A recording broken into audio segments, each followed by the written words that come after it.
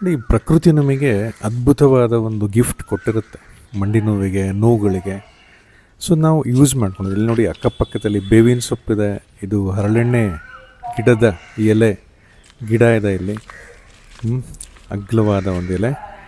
ಈ ಬೇವಿನ ಸೊಪ್ಪು ಮತ್ತು ಈ ಹರಳೆಣ್ಣೆ ಗಿಡದ ಎಲೆ, ಹಾಗೆ ಇದ್ರ ಪಕ್ಕದಲ್ಲಿ ನೋಡಿ ಎಕ್ಕೆ ಗಿಡ, ಈ ಎಕ್ಕೆ ಗಿಡದ ಎಲೆ, ಈ ಮೂರನ್ನೂ ಕೂಡ ನೀವು ಏನು ಮಾಡಬೇಕು, ಹಂಚಿನ ಮೇಲೆ ಏಕೆ ಗಿಡದ ಎಲೆದು ಫಸ್ಟು ಹಾಲು ತೆಗಿಬೇಕಾಗತ್ತೆ. ಹಾಲು ತೆಗೆದ ನಂತರ ನಾವು ಅದನ್ನು ಹಂಚಿನ ಮೇಲೆ ಬಿಸಿ ಮಾಡಿಕೊಂಡು ಇದನ್ನು ಅರ್ಧಂಬರ್ಧ ಮಿಕ್ಸಿಯಲ್ಲಿ ಮಿಕ್ಸಿ ಮಾಡಿ ಅದನ್ನು ಮಂಡಿ ಎಲ್ಲಿ ನೋವು ಇರುತ್ತಲ್ಲ, ಬಿಸಿ ಬಿಸಿ ಇದು ಈ ಮಿಕ್ಸ್ಚರ್ನ ನೀವು ಮಂಡಿ ಮೇಲೆ ಇಟ್ಬಿಟ್ಟು ಅದನ್ನು ಸುತ್ತಬೇಕಾಗತ್ತೆ. ಇಲ್ಲಿ ನೋಡಿ, ಎಲೆ ಕಿತ್ತುತ್ತೀನಿ, ಇದರ ಲೇಟೆಕ್ಸ್ ಇದೆ, ಗಟ್ಟಿದೆ, ಎಲೆ ಗಟ್ಟಿದೆಪ್ಪ, ಇದು ಬಂತು ನೋಡಿ.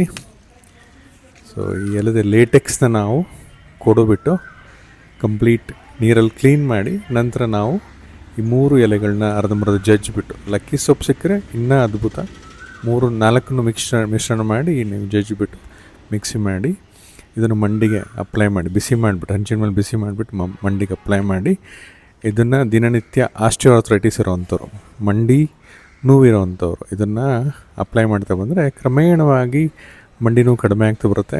ಹಾಗೆ ನಾನು ಹಿಂದಿನ ವಿಡಿಯೋದಲ್ಲಿ ಹೇಳಿದ್ದೆ, ನೋವು ನಿವಾರಕ ನ್ಯಾಚುರಲ್ ಪೇನ್ ಕಿಲ್ಲರ್ಸ್ಗಳು, ಯಾವುದೂ ಸೈಡ್ ಎಫೆಕ್ಟ್ ಇರದೇ ಇರೋವಂಥದ್ದು. ಇಂಗ್ಲೀಷ್ ಮೆಡಿಸಿನ್ ನೋವಿನ ಮಾತ್ರ ತೊಗೊಂಡು ಕಿಡ್ನಿ ಫೇಲ್ಯೂರ್ ಆಗುತ್ತಲ್ವ, ಸೊ ಲಿವರ್ ಡ್ಯಾಮೇಜ್ ಆಗುತ್ತೆ, ಗ್ಯಾಸ್ಟ್ರಿಕ್ ಸಿಕ್ಕಾಪಟ್ಟಾಗುತ್ತೆ. ಇದೆಲ್ಲ ಆಗಬಾರ್ದು ಅಂತ ಹೇಳಿದರೆ ನಾವೇನು ಮಾಡ್ಬೋದು, ಶುಂಠಿ, ರಾಸ್ನ, ಬಲ ಮತ್ತು ಅಶ್ವಗಂಧ ಈ ಇಷ್ಟನ್ನು 100 ಗ್ರಾಮ್ ಈಚ್ ತೊಗೊಂಡು ಅದನ್ನು ಮಿಕ್ಸಿ ಮಾಡಿ ಇಟ್ಕೊಂಬಿಟ್ಟು ದಿನ ಬೆಳಗ್ಗೆ ಅರ್ಧ ಚಮಚ 1 ಲೋಟ 200 ml ನೀರಲ್ಲಿ ಹಾಕಿ ಚೆನ್ನಾಗಿ ಕುದಿಸ್ಬಿಟ್ಟು ಅದನ್ನು ಒಂದು 100 ml ತನಕ ಇಳಿಸ್ಬೇಕು. ಯಾರಿಗೆಲ್ಲ ಸಕ್ಕರೆ ಕಾಯಿಲೆ ಇಲ್ಲ ಅವರು ಬೆಲ್ಲ ಹಾಕೋಬೋದಾಗತ್ತೆ.